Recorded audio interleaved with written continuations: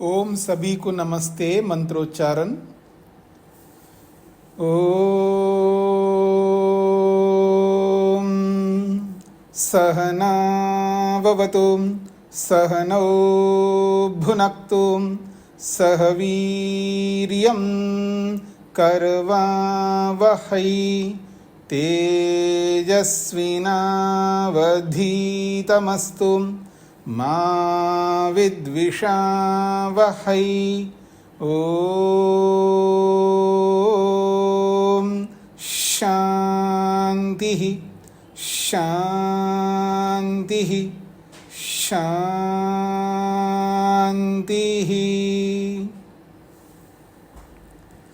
वेदांत दर्शन की कक्षा संख्या 30 है। प्रथम अध्याय का दूसरा पाद चल रहा है। दूसरे पाद के 17 सूत्र पूरे किए हैं। प्रसंग चल रहा है ब्रह्म का, और ब्रह्म अंतः अंतरः इन शब्दों से ब्रह्म जो है वो अंदर रहने वाला है, ये प्रसंग है। इस प्रसंग में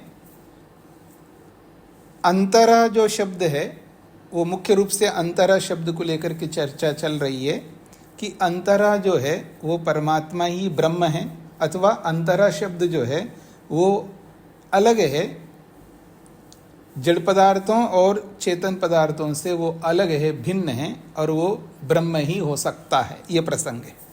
उसी प्रसंग में बहुत सारे सूत्रों को लेकर के स्पष्ट किया है।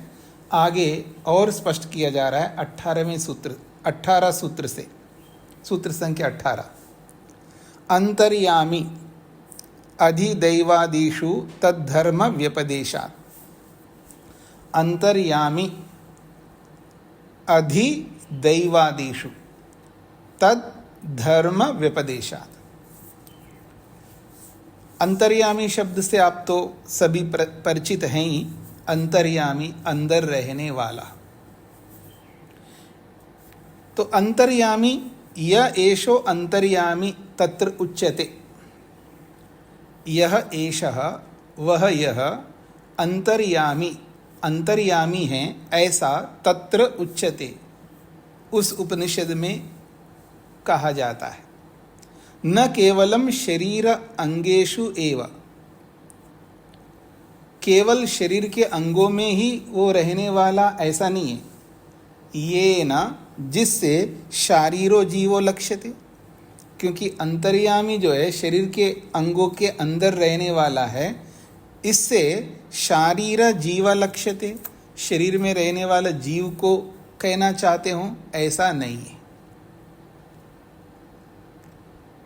नैव केवलम पृथिव्यादिषु दैवेषु पदार्थेषु ही, और न केवल पृथ्वी आदि द्रव्यों में रहने वाला है,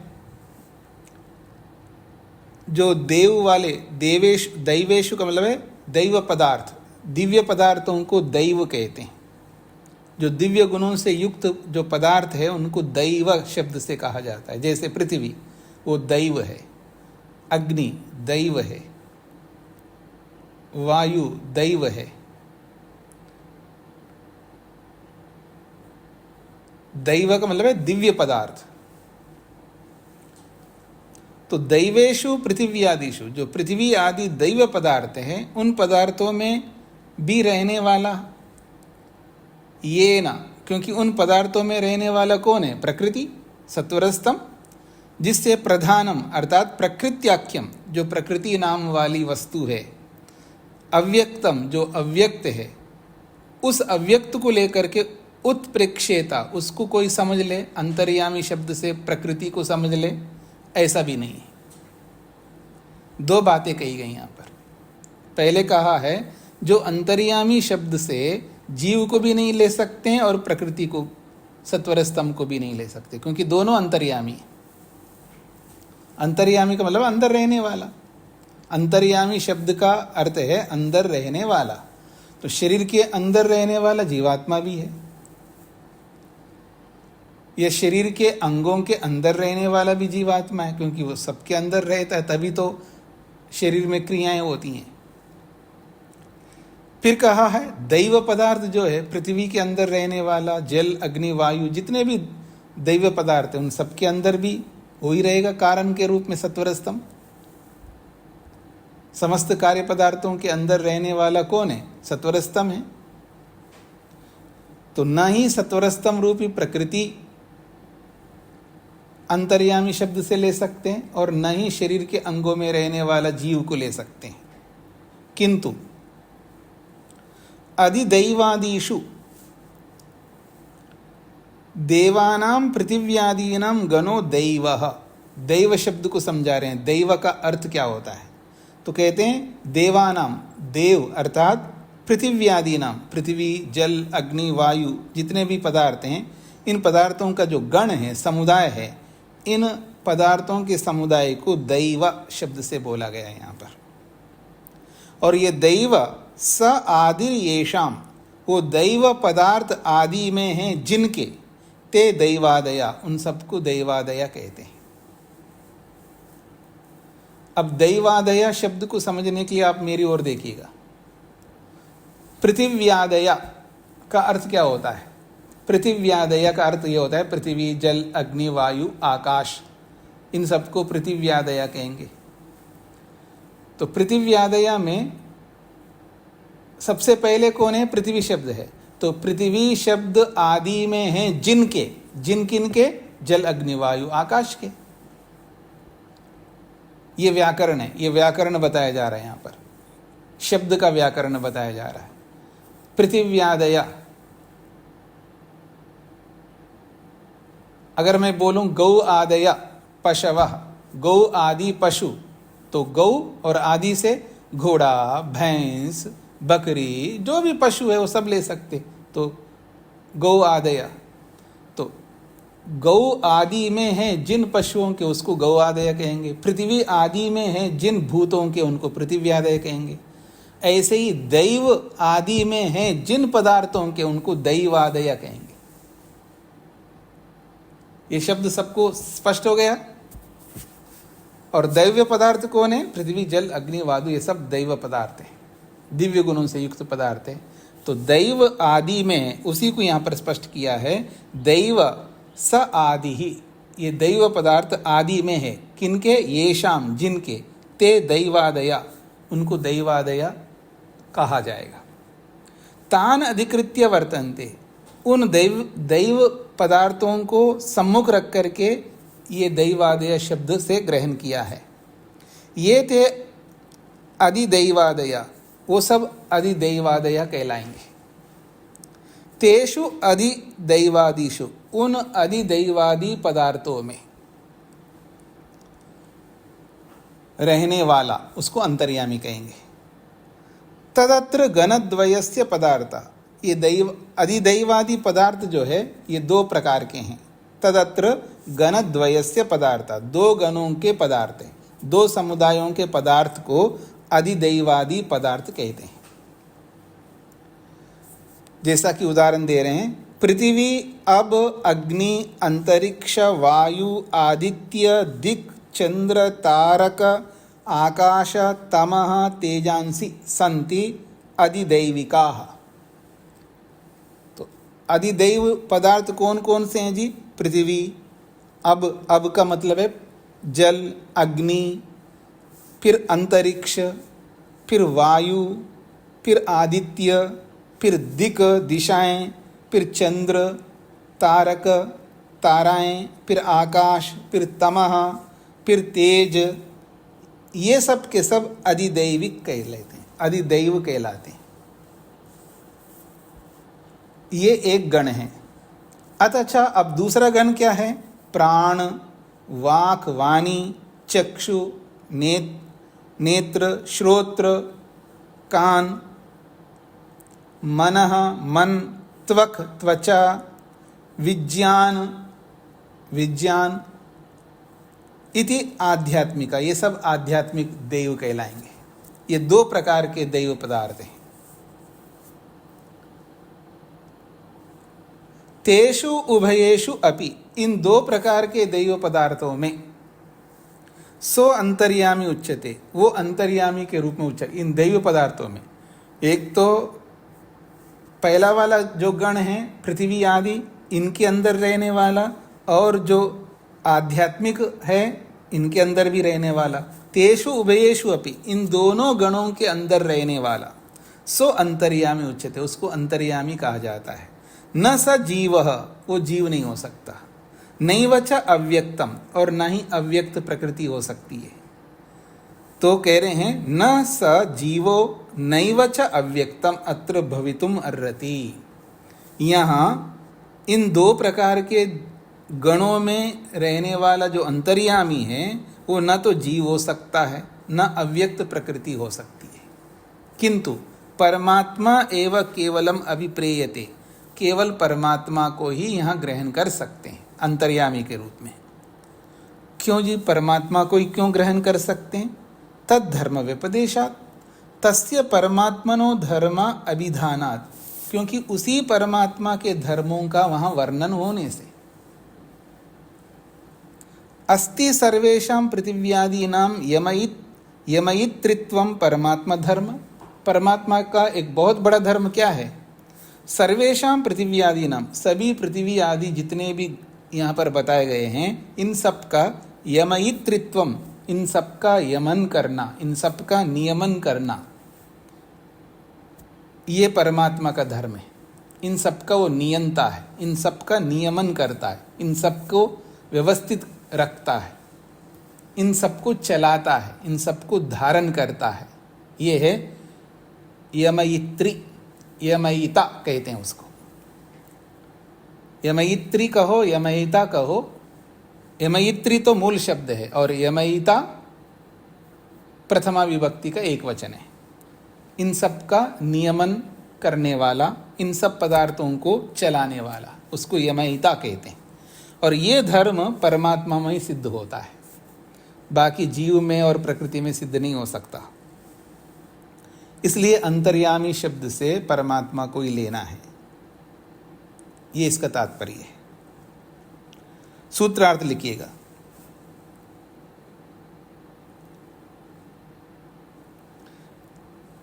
अधिदैव और अध्यात्म, अधिदैव और अध्यात्म, अधिदैव और अध्यात्म, अधिदैव और अध्यात्म पदार्थों में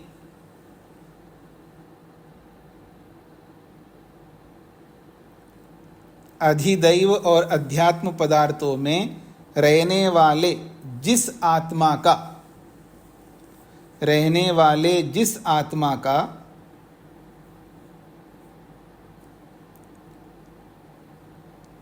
रहने वाले जिस आत्मा का उपनिषद ने उपदेश दिया है, उपनिषद ने उपदेश दिया है,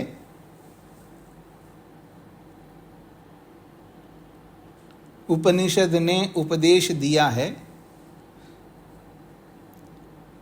वह जीव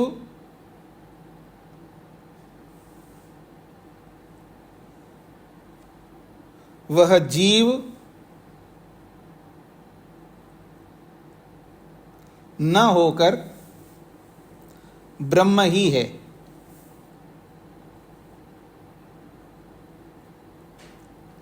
वह जीव न होकर ब्रह्म ही है, वह जीव न होकर ब्रह्म ही है, क्योंकि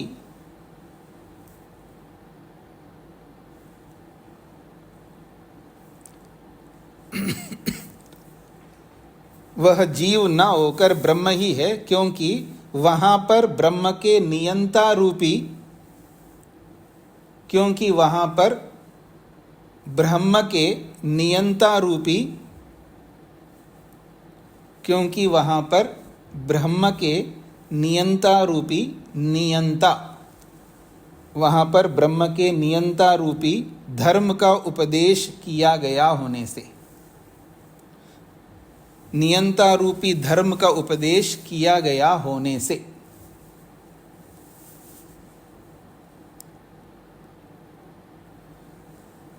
अधिदैव और अध्यात्म पदार्थों में रहने वाले जिस आत्मा का उपनिषद ने उपदेश दिया है वह जीव न होकर ब्रह्म ही है, क्योंकि वहाँ पर ब्रह्म के नियंता रूपी धर्म का उपदेश किया गया होने से।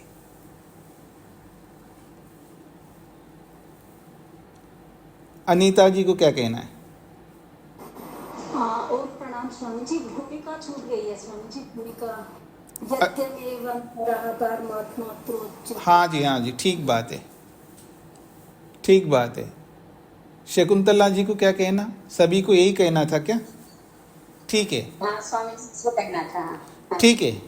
हाँ, यहाँ भूमिका छूट गए, भूमिका को ले लेते हैं। यदि एवं अंतरः परमात्मा अत्र उच्येत, यदि एवं अंतरः परमात्मा अत्र उच्येत, यदि अंतर शब्द से परमात्मा को इस प्रसंग में कहा जाता है, कथम तर्हि सत आत्मा अंतर्यामी अमृत इति वर्ण्यते। जब यहाँ अंतरा शब्द से परमात्मा को लिया जाता है तो कथम तर्हि, फिर क्यों ऐसा, स ते आत्मा, वह तुम्हारी आत्मा, अंतर्यामी, वो अंतर्यामी है, अमृता, अमृत है, इति वर्ण्यते, ऐसा क्यों वर्णन किया जा रहा है? पहली पंक्ति का अर्थ समझ लीजिएगा। यदि एवं अंतरा परमात्मा अत्र उच्यते, यदि इस प्रसंग में अंतरा इस शब्द से परमात्मा को ही ग्रहण किया जाता है तो तर्री, तर्री का मतलब है तो, कथम कैसे, स ते आत्मा, वह तुम्हारी आत्मा, ये जीव के लिए बोला जा रहा है।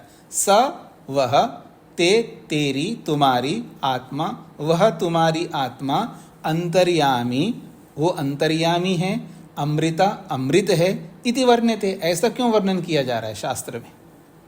यदि अंतरा शब्द से परमात्मा को ग्रहण किया जा रहा है तो फिर जीवात्मा को लेकर के ये क्यों कहा जा रहा है शास्त्र? स ते आत्मा, वह तेरी आत्मा, जीवात्मा के लिए कहा जा रहा है। स ते आत्मा, ये ते जो है संधि कारण से वो एक ही मात्रा हट गई, संधि विच्छेद करेंगे तो ते हो जाएगा। स ते आत्मा, वह ते तेरी आत्मा, आत्मा, वह तेरी आत्मा अंतर्यामी है और अमृत है, ऐसा जीव के लिए वर्ण्यते, वर्णन किया जाता है। यह प्राणे तिष्ठन् प्राणाद अंतरो यम प्राणो न वेद यस्य प्राणा शरीरम यह प्राणम अंतरो यमयति एष ते आत्मा अंतर्यामी अमृता। ये प्रमाण दे रहा है प्रश्नकर्ता, कहता है यह प्राणे तिष्ठन्, जो प्राण में रहता हुआ, प्राणादंतरा, प्राण से अलग है, यम प्राणो न वेद, जिसको प्राण नहीं जानता है, यस्य प्राण शरीरम, जिसके लिए प्राण शरीर बना हुआ है, यह प्राणम अंतरो यमयति, प्राण से अलग होकर के, प्राणम अंतरा, प्राण से अलग है और यमयति, उसका नियमन करता है प्राण का। ऐशा, वह ते तुम्हारी आत्मा है, वह तेरी आत्मा है। ऐशा ते आत्मा का मतलब है वह तेरी आत्मा है और वो अंतर्यामी है और अमृत है, ये जीवात्मा के लिए कहा जा रहा है, ऐसा प्रश्नकर्ता का कहना है। इत्यादि भिन्न भिन्न अंगेषु अंतर्यामी उच्यते ही, इत्यादि इस प्रकार के अनेक वचनों में भिन्न भिन्न अंगेषु, अलग अलग अंगों को लेकर के अंतर्यामी उच्यते, जीव को अंतर्यामी कहा जा रहा है। अनेन तो जीव शारीरो लक्ष्यते, इन प्रमाणों से जीव, शारीर, शरीर में रहने वाला जीव ही लक्षित होता है, और आप कहते हो परमात्मा ब्रह्म है। यह प्रश्नकर्ता का प्रश्न है और इस प्रश्न का समाधान 18वें सूत्र में किया है। ये जो अंतर्यामी शब्द से जीवात्मा को आप ले रहे हो, वो जीवात्मा नहीं हो सकता। क्यों? अधिदैवादिषु, अधिदैवादी पदार्थों में, अधिदैव पदार्थों में और आदि से अध्यात्म पदार्थों में, इन दोनों प्रकार के पदार्थों में जो अंतर्यामी के रूप में कहा जा रहा है वो ब्रह्म ही हो सकता है। वो जीव नहीं हो सकता। क्यों? तद धर्म व्यपदेशात, क्योंकि उसी ब्रह्म के धर्मों का वहां कथन किया गया होने से। ये इसका समाधान दिया है।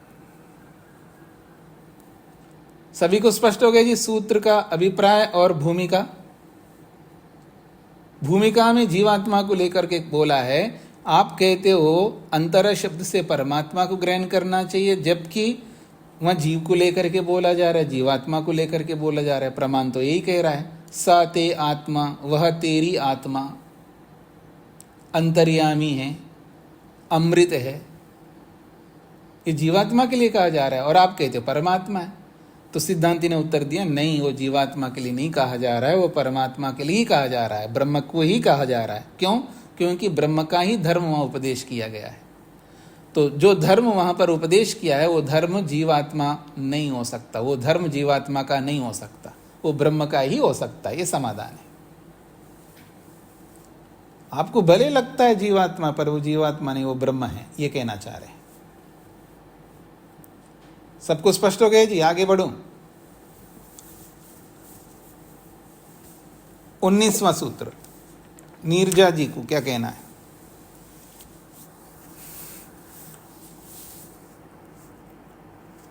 माइक खोल करके बोलना होगा ना।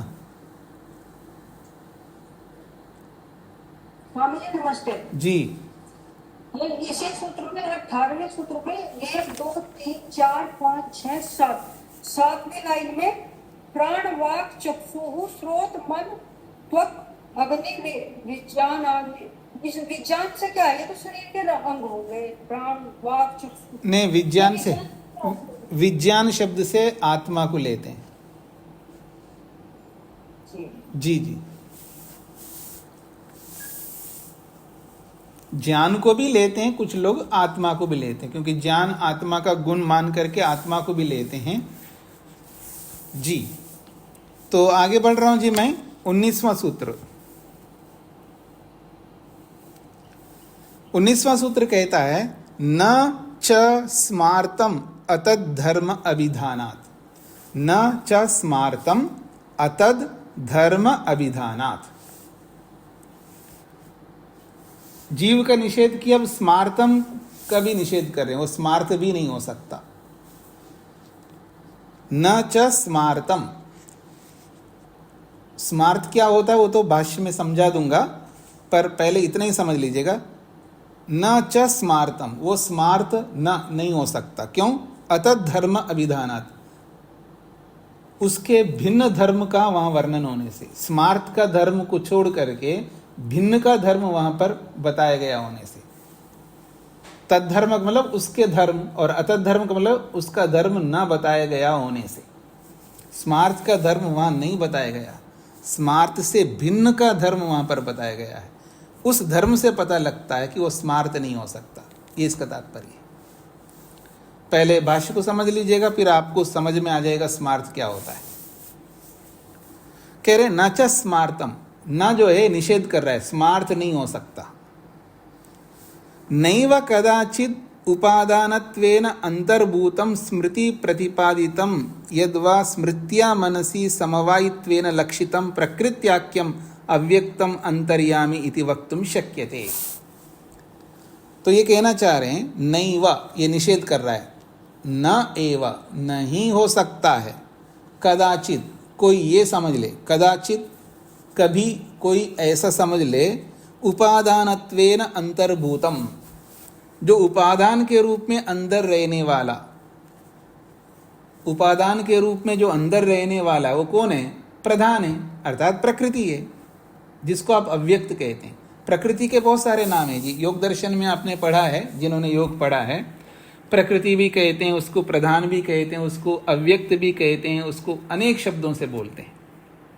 तो कह रहे हैं कदाचित कभी ऐसा ना मानो आप कि उपादानत्वेन, जो उपादान के रूप में जो सभी पदार्थों के अंदर रहता है, प्रधान अव्यक्त, जो कि स्मृति प्रतिपादितम, जो स्मृतियों में प्रतिपादन किया गया, स्मृतियों में वर्णन किया गया है। तो स्मृति प्रतिपादितम स्मार्तम, स्मृति में जो वर्णन किया गया है जिस प्रकृति को लेकर के, उपादान के रूप में जिस प्रकृति को लेकर के जो स्मृति में वर्णन किया गया है उसको स्मार्त कहते हैं। ये एक व्याख्या है, पहली व्याख्या है। स्मार्तम का अर्थ यहाँ ये है, स्मृति में जो वर्णन किया गया है। क्या वर्णन किया गया स्मृति में? जो उपादान के रूप में वर्णन किया है। उपादानत्वेन अंतर्भूतम, उपादान के रूप में अंदर रहने वाला है वो प्रधान, ऐसा जो स्मृति में वर्णन किया गया है उसको आप लेना चाहते हैं तो नहीं ले सकते। अब दूसरी व्याख्या, यद्वा का मतलब है दूसरी। अब स्मार्थ का दूसरी व्याख्या कर रहे हैं।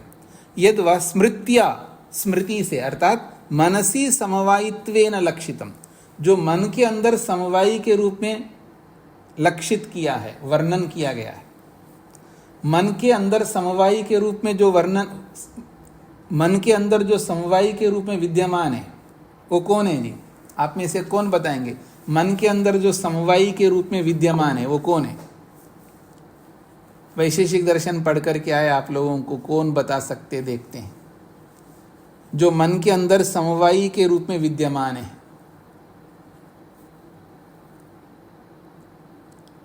योगेश जी बताइए। सत्वरस्तम। हाँ, सत्वरस्तम कहो, अहंकार कहो, एक ही बात है वो सत्वरस्तम कारण। तो मन के अंदर जो समवायी कारण के रूप में जो लक्षित है, विद्यमान है, वो कौन है? प्रकृत्याख्यम, स्पष्ट कर दिया यहीं पर। वो प्रकृति नामक वस्तु है जिसको अव्यक्त कहते हैं। उसको अंतर्यामी समझते हो तो कहते न नैव वक्तुम शक्यते, उसको नहीं बता सकते। तो स्मार्तम के दो अर्थ किए यहाँ पर।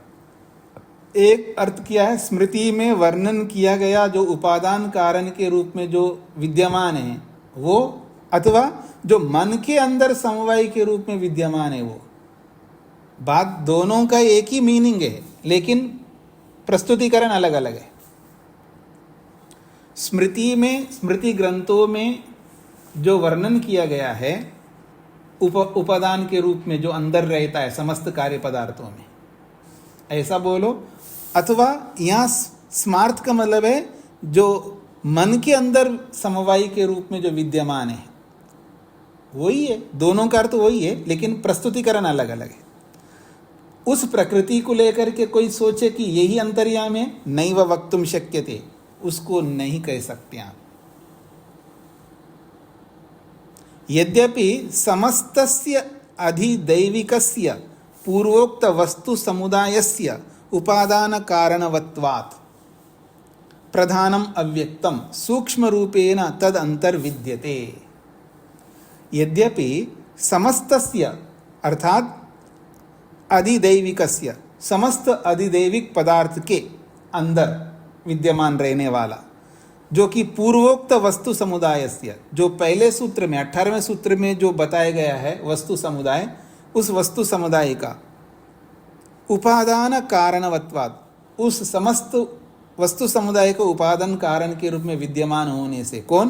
प्रधानम अर्थात अव्यक्तम, ये प्रधान रूपी अव्यक्त सत्वरस्तम सूक्ष्म रूपेण, सूक्ष्म रूप से इन समस्त कार्य पदार्थों में विद्यमान है। उसी बोला है तद अंतर विद्यते, उन समस्त कार्य पदार्थों के अंदर सूक्ष्म रूप से प्रकृति प्रधान अव्यक्त जो है उनके अंदर विद्यमान रहता है। इसलिए उसको कोई अंतर्यामी समझने लगे तो नहीं कह सकते। उक्तम ही तस्य सूक्ष्मत्वम, और यह सूक्ष्म रूप से प्रकृति रहती है, केवल हम ही बोल रहे हैं ऐसा नहीं है, शास्त्र भी बोल रहा है। उक्तम ही तस्य सूक्ष्मत्वम, उस प्रकृति के सूक्ष्मता को तो शास्त्र ने बोला ही है। कहाँ पर? स्मृतौ, स्मृति में। कौन सी स्मृति है? मनुस्मृति में। अप्रतर्क्यम अविज्ञेयम प्रसुप्तमिव सर्वतः, अप्रतर्क्यम जिसके लिए तर्क नहीं किया जा सकता, अविज्ञेयम जिसको जाना नहीं जा सकता, ऐसे ही मोटी बुद्धि वाला नहीं जान सकता, समाधि बुद्धि वाला ही जान सकता है। समाधि से भिन्न कोई भी व्यक्ति अविज्ञेयम जानने योग्य नहीं है। अप्रतर्क्यम, वो तर्क भी नहीं कर पाएगा उसके लिए। प्रसुप्तमिव सर्वता, सब प्रकार से प्रसुप्त, बस सोया हुआ अंदर विराजमान है सभी कार्य पदार्थों में। तो सूक्ष्म रूप से विद्यमान है, ये शास्त्र कह भी रहा है।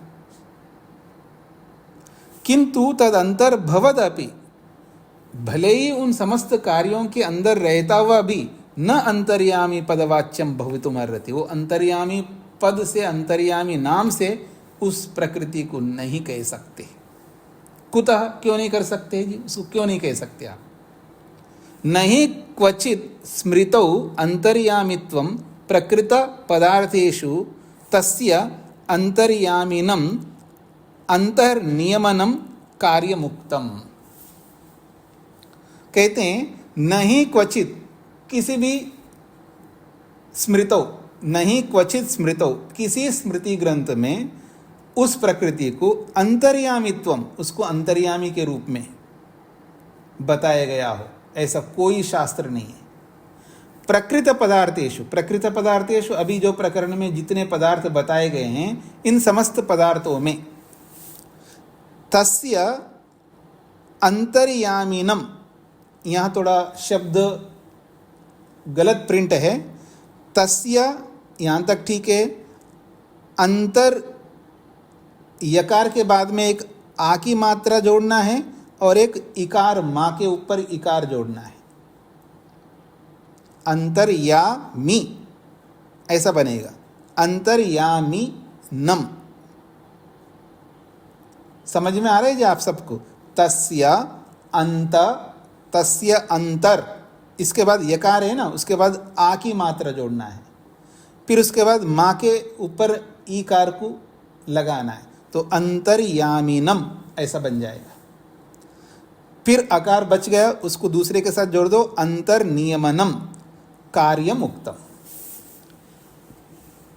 तो इन प्रकृत पदार्थों में, इस प्रसंग में जितने पदार्थ आए हैं, इन समस्त पदार्थों में तस्या, उस प्रकृति को अंतर्यामी के रूप में, अंतर नियमनम, अंदर रह करके उनका नियमन करना, उनको चलाना रूपी कार्य को लेकर के प्रकृति को नहीं कहा गया है। अर्थात प्रकृति नहीं को अंत में जोड़ना है।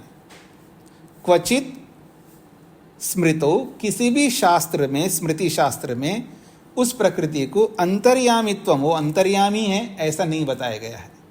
प्रकृत पदार्थेषु, अभी प्रकरण में जो पदार्थ बताए गए उन पदार्थों के संदर्भ में, तस्य अंतर्यामिनम, उसको अंतर्यामी के रूप में ना नहीं कहा गया है, और न ही अंतर्नियमनम, उनके अंदर रह करके उनका नियमन करना, उनको चलाने वाला है ऐसा प्रकृति को, प्रकृति का कार्य के रूप में न उक्तम नहीं कहा गया है। हाँ जी, समझ में आ गया जी भाष्य? सूत्र का अर्थ लिखिएगा। स्मृति का साधन मन, देखिए स्मार्तम शब्द के दो आगे ना यहाँ पर, तो सूत्र के अर्थ में भी दोनों आएंगे। स्मृति का साधन मन, स्मृति का साधन मन, अथवा स्मृति का साधन मन, अथवा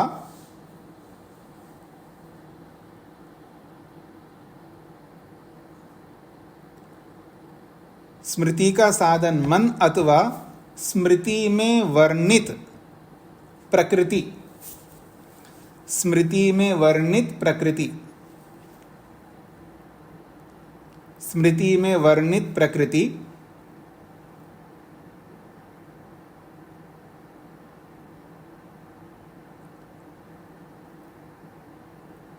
स्मृति में वर्णित प्रकृति उपरोक्त वर्णन में, उपरोक्त वर्णन में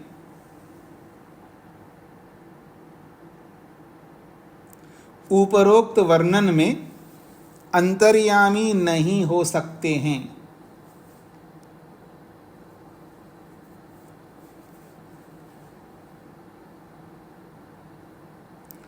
उपरोक्त वर्णन में अंतर्यामी नहीं हो सकते हैं।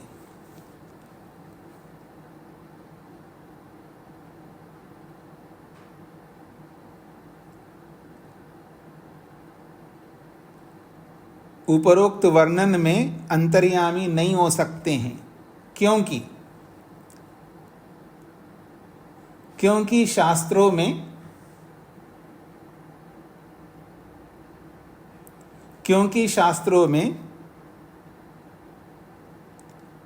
मन और प्रकृति को, क्योंकि शास्त्रों में मन और प्रकृति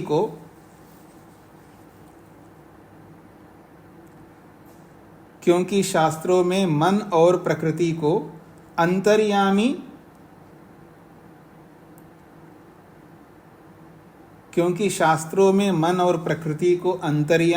तथा नियंता के रूप में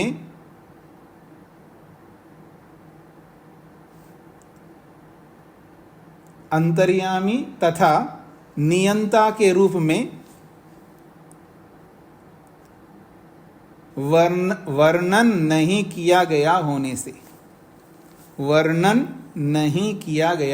से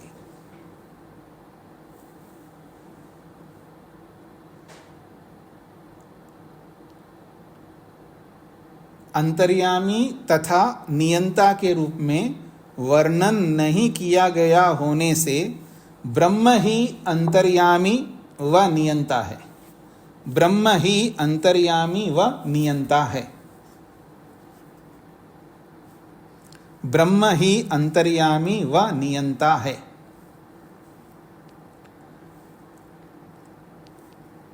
ब्रह्म ही अंतर्यामी व नियंता है। एक बार स्मृति का साधन मन अथवा स्मृति वर्णित प्रकृति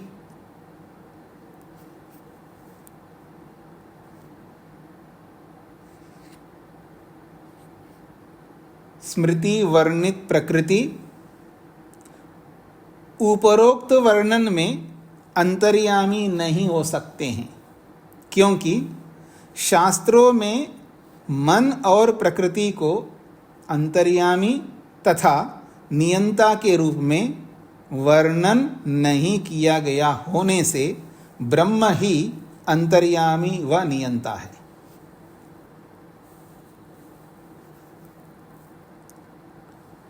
हाँ जी, भानु जी को क्या कहना है? स्वामी जी नमस्ते जी। जी स्वामी जी, ये 19वें भाष्य में जो मनुस्मृति का जो उदाहरण दिया है जी, अप्रत्यक्रम अविज्ञेयम, तो ये परमात्मा को इंगित कर किया जा रहा है स्वामी जी? नहीं, सूत्र में प्रकृति को लेकर के जी, प्रकृति को लेकर, क्योंकि प्रकृति की सूक्ष्मता को लेकर के प्रसुप्तमी व सर्वता सबके अंदर सोया हुआ अंदर विराजमान है, प्रकृति के लिए बोला जा रहा है। तो स्वामी जी प्रकृति को तो जान पाते हैं ना, अविज्ञेयम लिखा है ना, जानना तो संशय था तो स्वामी जी। नहीं ऐसा जी, परमात्मा परक भी अर्थ हो सकता है, मैं मना नहीं कर रहा हूं, लेकिन यहाँ भाष्यकार ने प्रकृति परक अर्थ किया है। ओके स्वामी जी। हाँ जी, तो जब अविज्ञेयम कहते हैं, अभी अर्थ करते समय मैंने बोला ना, प्रकृति को हर कोई यूं नहीं जान सकता है ना। आज कितने बड़े बड़े साइंटिस्ट लगे हुए हैं, प्रकृति को जान नहीं पाए। ऐसे हर कोई नहीं जान सकता बिना समाधि के, बिना एकाग्रता के, बिना समाधि के, बिना क्या कहना चाहिए, बिना विवेक वैराग्य के। इतना आसान नहीं है जी। हाँ जी, रेशा जी को क्या कहना है? ओम नमस्ते जी। हे मेरा जी, जो इसमें कह रहे हैं अंदर विद्यमान होता हुआ अंतर्यामी नहीं हो सकता जी, ये समझो थोड़ा सा। नहीं, अंदर विद्यमान, जैसे आपके शरीर के अंदर आप विद्यमान हैं, आपके शरीर के अंदर आपकी आत्मा विद्यमान होता हुआ भी वो अंतर्यामी नहीं हो सकता। ऐसे ही हर कार्य पदार्थ, जो जड़ पदार्थ, हर कार्य पदार्थों के अंदर प्रकृति विद्यमान होती हुई भी वो अंतर्यामी नहीं हो सकती। जी, यहाँ प्रकृति के लिए कह रहे हैं। हाँ, यहाँ प्रकृति के लिए बोला जा रहा है। अच्छा, मैं ईश्वर की जी, धन्यवाद, ठीक है जी। हाँ जी, प्रेम जी को क्या कहना है? स्वामी जी नमस्ते जी। दूसरे नियम में सर्वंतर्यामी, एक मिनट, दूसरे नियम में स्वामी जी से सर्वंतर्यामी बोलते हैं ना, उसमें तो मैं आपस में कहीं अर्थ करो तो मैं कहता हूँ वो सबको अंदर से जानने वाला ईश्वर है। तो जो अंदर से या अंतर्यामी, जिसको ज्ञान के साथ में, उसी को अंतर्यामी बोलेंगे स्वामी। नहीं, आप जो भी समझते हो वो नहीं ले सकते ना। अंतर्यामी शब्द का तो होता है सबके अंदर रहने वाला, सर्वांतर्यामी। साथ में स्वामी जी मैं आपसे ये पूछना चाह रहा हूँ, उसको साथ में ज्ञानी भी होना चाहिए ना, वो अंदर से जानने रहने वाले के साथ साथ उसको ज्ञान भी हो रहा है हमारे प्रति। देखिए, ये इधर उधर की बात मत करिएगा। जब एक गुण को बताया जा रहा है तो उसी गुण को बताएंगे ना, दूसरे गुणों को क्यों बता रहे हो? वो सर्वज्ञ में आ जाएगा। वो तो सर्वज्ञ में, लेकिन मैं ये जो अंतर्यामी है सर्वंतर्यामी में भी इसी को मेरी समझ में आता था पहले। नहीं, आपकी जो भी समझ में आता है वैसा नहीं होता है। जो शब्द का अर्थ जो होता है वही लेंगे ना जी। अगर आप यूं कहना चाह रहे हैं कि सर्वांतर्यामी सबके अंदर तो रहता, लेकिन वो जानने वाला भी होना चाहिए, बिल्कुल होना चाहिए। अगर जानने वाला होना चाहिए तो अब मैं ये कहूँगा सर्वज्ञ का मतलब ये है कि सब जानने वाला। तो सब जानने वाला सबके अंदर रहने वाला भी तो होना चाहिए। सर्वज्ञ का मतलब होता है सबको जानने वाला। जो सबको जानने वाला होगा वो सबके अंदर रहने वाला भी तो होना चाहिए ना, बिल्कुल होना चाहिए। पर अगर ऐसा अर्थ करते रहोगे तो फिर सर्वज्ञ का एक अर्थ नहीं आएगा ना, सर्वज्ञ के अनेक अर्थ आ रहे हैं। तो ऐसे अंतर्यामी के भी अनेक अर्थ आ रहे हैं। जो अर्थ बताना चाहते हैं वही अर्थ लेना होगा हमको जी। हाँ जी, मैं आगे बढ़ रहा हूं जी। सूत्र संख्या 20। शारीरश्चोभयेपि हि भेदेनैनम् अधीयते। शारीरः च उभये अपि हि भेदेन एनम् अधीयते। ये सूत्र के पद हैं। शारीरः च उभये अपि हि भेदेन एनम् अधीयते। देखिए, शारीर का मतलब है शरीर में रहने वाला, जीवात्मा को यहां संकेत किया जा रहा है। शारीरः, और ये जो 19वां सूत्र है ना जो आ रहा है ना, उस ना को यहां पर इस सूत्र में भी जोड़ लेना चाहिए। तो च इति चकारात न इति अनुवर्तते। सूत्र में जो च है ना, शारीर च, इस च इति, इस चकार से न इति अनुवर्तते। इस सूत्र में 19वें सूत्र से नकार की अनुवृत्ति लेनी चाहिए, अर्थात 19वें सूत्र में से नकार को यहां पर भी जोड़ लेना चाहिए। तो जब नकार को जोड़ेंगे तो क्या अर्थ निकलेगा? तो कहते हैं शारीरो जीवः च न अंतर्यामी भवितुम अर्हति। ये अर्थ निकल के आता है। शारीर अर्थात जीवात्मा, न अंतर्यामी भवितुम अर्हति, वो अंतर्यामी नहीं हो सकता। शरीर में रहने वाला जीवात्मा अंतर्यामी नहीं हो सकता। अब ये नहीं निषेध अर्थ कैसे ला रहे हो यहाँ पर? इस सूत्र में तो ना है ही नहीं, तो कह रहे हैं 19वें सूत्र में से ला करके इसको जोड़ लो। तो अर्थ निकलेगा शरीर में रहने वाला जीव अंतर्यामी नहीं हो सकता, ऐसा अर्थ निकल के आएगा। क्यों नहीं हो सकता? ये तो ही क्योंकि उभये अपि ही एनम भेदेन अधीयते। उभये, उभये का मतलब है दोनों स्थानों पर। कान्वा माध्यन्दिनाश्च शाखिनः अपि, कान्वा शाखा वाले और माध्यन्दिन शाखा वाले। बहुत सारी शाखाएं आपने सुना होगा, वेदों के बहुत सारी शाखाएं होती हैं। आप लोगों ने ऋग्वेदादि भाष्य भूमिका पढ़ी हो, नहीं पढ़ी हैं तो पढ़ लेना। ऋग्वेदादि भाष्य भूमिका में स्वामी दयानंद सरस्वती जी ने चारों वेदों के बहुत सारी शाखाएं बताई, लेकिन उन शाखाओं में से बस उंगलियों में गिन सकते, उंगलियां भी पूरी नहीं होती, इतनी शाखाएं मिलती हैं आज। बाकी लुप्त हो गई। लुप्त हो गई नहीं, आपने लुप्त कर दिया। किसने कर दिया जी लुप्त? आपने। आप में का मतलब केवल आपने नहीं है, हम सब ने। हमने कैसे लुप्त किया? हमने तो कभी उनको लुप्त किया नहीं है, आपने तो लुप्त किया है। पढ़ते ही नहीं है तो लुप्त हो गए। क्यों जी? आप पढ़ने का मेहनत ही नहीं करते हैं। शाखाएं तो दूर की बात है, वेदों को भी आप ही लुप्त करोगे। जो मूल संगीता है, 4 वेद हैं, उनको भी आप ही लुप्त करने वाले।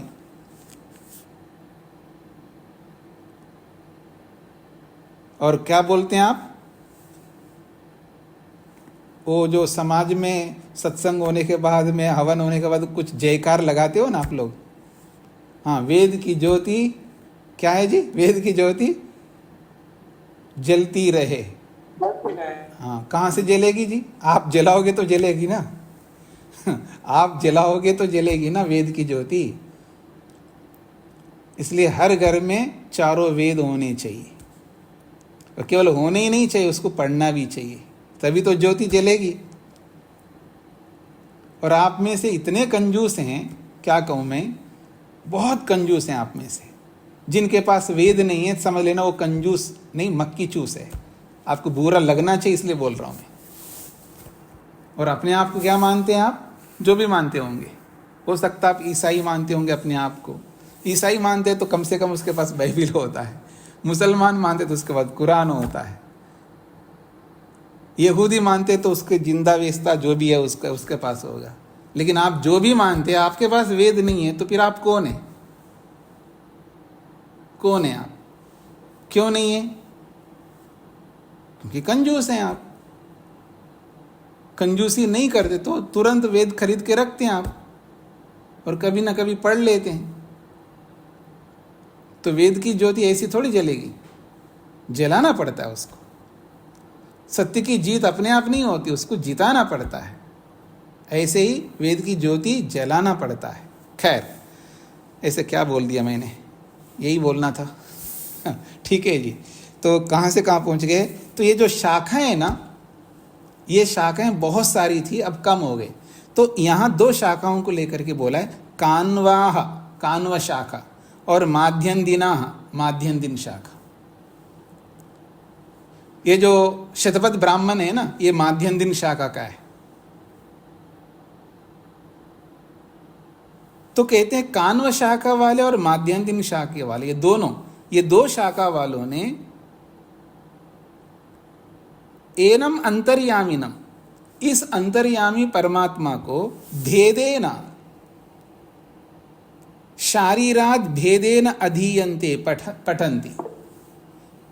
तो इन 2 शाखा वालों ने उस अंतर्यामी को भेद करके शरीर में रहने वाले जीव से अलग है, ऐसा पढ़ते हैं वो लोग।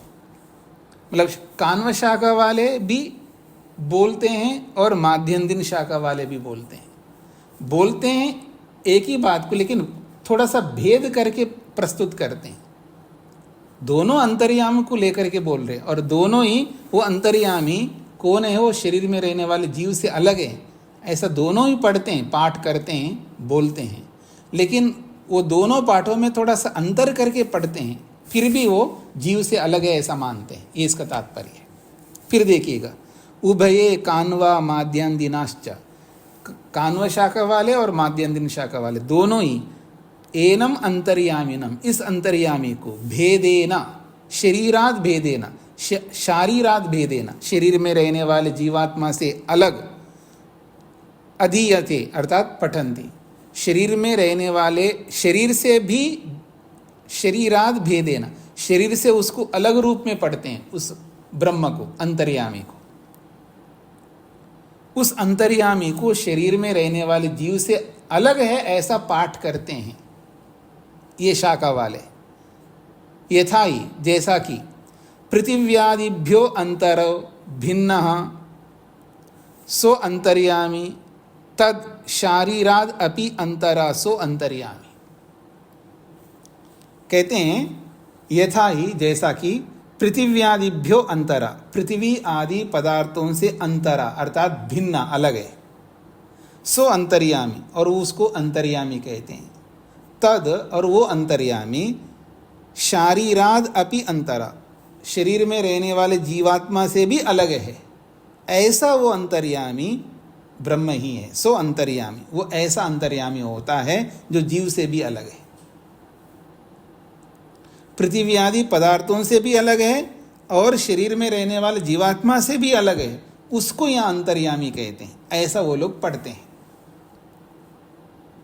अब वो लोग कैसे पढ़ते हैं, दोनों का यहाँ पर दिया जा रहा है। तद यथा, उदाहरण से समझा रहे हैं। यह पृथिव्याम तिष्ठन पृथिव्या अंतरा, यह पृथिव्याम तिष्ठन जो पृथ्वी में रहता हुआ, पृथिव्यांतरा पृथ्वी से अलग है। ये बृहदारण्यक का है। इतिवत, इसी के समान। यो विज्ञाने तिष्ठन जो विज्ञान में रहता है, विज्ञानादंतरा विज्ञान से भी अलग है।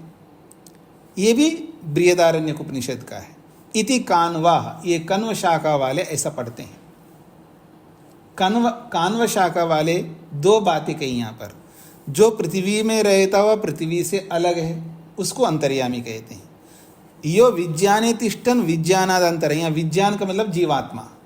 जो जीवात्मा में रहता हुआ अर्थात विज्ञान रूपी जीवात्मा में रहता हुआ विज्ञान से अलग है, ये कान्व शाखा वाले पढ़ते हैं।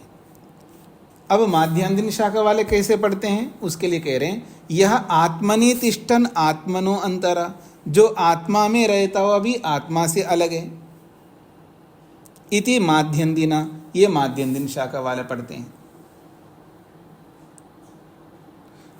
ये है तो सब बृहदारण्य के हैं, लेकिन माध्यंदिन शाखा अलग है, कान्व शाखा अलग है। तो उन दोनों के लिए बृहदारण्यक तो एक ही है, लेकिन अलग अलग शाखा वाले क्या मानते हैं, इसका उद्धरण इस उपनिषद में किया गया है।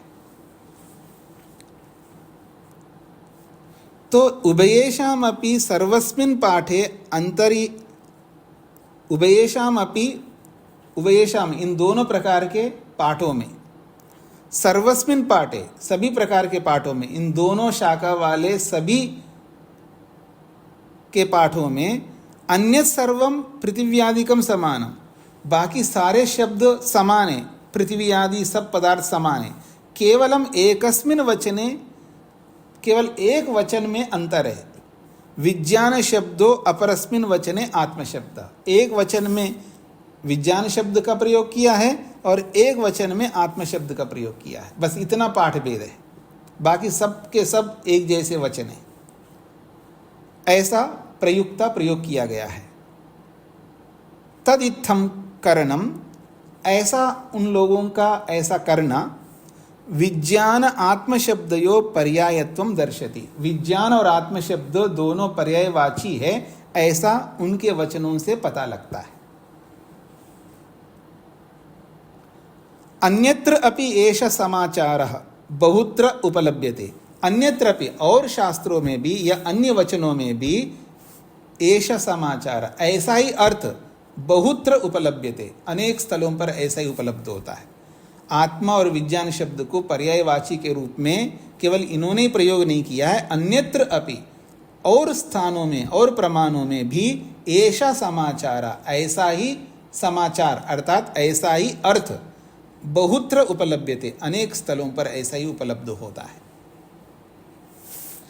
तद यथा, जैसा कि पादो अस्य विश्वाभूतानि, पादो अस्य विश्वाभूतानि, अस्य विश्वाभूतानि, इस परमात्मा के विश्वाभूतानि समस्त भूत जो है एक पाद के समान है।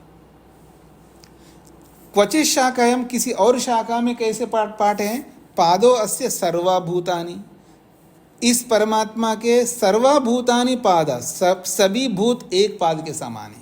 तो सर्व शब्द पढ़ा है और विश्व शब्द पढ़ा है, तो सर्व और विश्व क्या है, ये पर्यायवाची है। जैसे सर्व और विश्व पर्यायवाची है, इसी तरह विज्ञान और आत्मा शब्द भी पर्यायवाची है, ये कहना चाहते हैं। हाँ जी, सबको समझ में आ रहा है जी? हाँ जी, नरेंद्र जी को क्या कहना था? स्वामी जी पूछ रहा था, मैंने कहा ये जो शाखा है ये कौन से वेद की जो इसमें वर्णन की गई? देखिए, जो बृहदारण्य उपनिषद के ये वचन दे रहे हैं ना, तो बृहदारण्य उपनिषद में कान्व शाखा वालों का भी वचन दिए गए हैं। और माध्यन्दिन शाखा वालों का भी वचन दिया गया है वहां पर उस उपनिषद में। ये दोनों जो शाखा है कौन से वेद से संबंधित? अच्छा, ये शाखाएं तो देखिए जी, माध्यन्दिन शाखा तो यजुर्वेद का है और कान्व शाखा भी शायद यजुर्वेद का ही होना चाहिए, एक बार देखना पड़ेगा। जी जी, और किसी को कुछ पूछना है जी? क्योंकि पाठ पूरा नहीं हो पाएगा, इसको यहीं रोकते हैं, बचा हुआ हम आगे पढ़ेंगे। हाँ, वेद प्रिया जी। स्वामी जी, 19वें सूत्र में स्मार्ट से दो अर्थ लिए, एक तो स्मृति में स्मृति अर्थात मनुस्मृति और दूसरा नहीं, स्मार्त शब्द के दो अर्थ लिए, एक स्मार्त का अर्थ मन लिया है और दूसरा स्मार्त का अर्थ प्रकृति लिया है। तो स्वामी जी स्मृति ग्रंथ बोला भाष्य में। हाँ जी, हाँ जी, देखिए स्मृति ग्रंथ में वर्णन किया है ऐसा बोला। हाँ जी, स्मृति ग्रंथ में जो वर्णन किया गया जो प्रकृति है उसको स्मार्त कहते हैं। अच्छा, न कि स्मृति ग्रंथ को स्मार्त कहते हैं। क्योंकि हम पहले पढ़ते हैं ना स्मार्त ग्रंथ, ऐसा भी पढ़ते हैं ना। देखिए व्याकरण एक बहुत विशिष्ट बात है। व्याकरण में शब्दों के बहुत सारे अर्थ निकलते हैं। स्मृति ग्रंथ को स्मार्त का मतलब स्मृति अर्थ दूसरे अर्थ में प्रयोग किया। यहाँ स्मार्त का मतलब है स्मृति में प्रतिपादित प्रकृति को स्मार्त बोला जा रहा है। तो यहाँ स्मार्त शब्द के दो अर्थ किए, एक मन और प्रकृति। तो स्वामी जी मन कार्य है प्रकृति का, तो दोनों को अलग अलग बता रहे हैं। देखिए आपको शब्दों का समझना होगा, व्याकरण समझेंगे तो समझ में आएगा, वैसे नहीं आएगा। जैसी व्याख्या की है उसको उसी तरह समझ लीजिएगा। इसको आपको मन में बिठाना हो इन बातों को, तो आपको व्याकरण समझना पड़ेगा। स्मृति में प्रतिपादित को भी स्मार्त कहते, तो स्मृति में जो प्रतिपादित है वो है प्रकृति। यहाँ स्मृति में जिसका प्रतिपादन किया है वो प्रकृति है, तो यहाँ स्मार्त अर्थ हुआ है प्रकृति। फिर दूसरा है स्मार्त, उसको कह रहे हैं जो स्मृति का साधन मन है उसको स्मार्त कहा है। स्मृति का जो स्मृति का मतलब स्मरण, याददाश्त, तो स्मृति का साधन कौन है? वो मन। उस मन को भी स्मार्त बोला जा रहा है। तो स्मृति का साधन मन को स्मार्त कहा है और स्मृति शास्त्रों में प्रतिपादित जो प्रकृति है उसको स्मार्त बोला है। इस रूप में समझ लीजिएगा। हाँ जी, राजगोपाल जी को क्या कहना है? जी, यहाँ पर शास्त्र शाखा का अर्थ क्या? शाखा का मतलब जैसे वृक्ष की शाखा होती है ना, वृक्ष तो बड़ा होता है और उसका शाखा जो उसका विभाग होता है, तो शाखा का अर्थ विभाग कह लीजिएगा। जी, तो आज पाठ इतना ही रखते हैं जी। ओम शांति शांति शांति।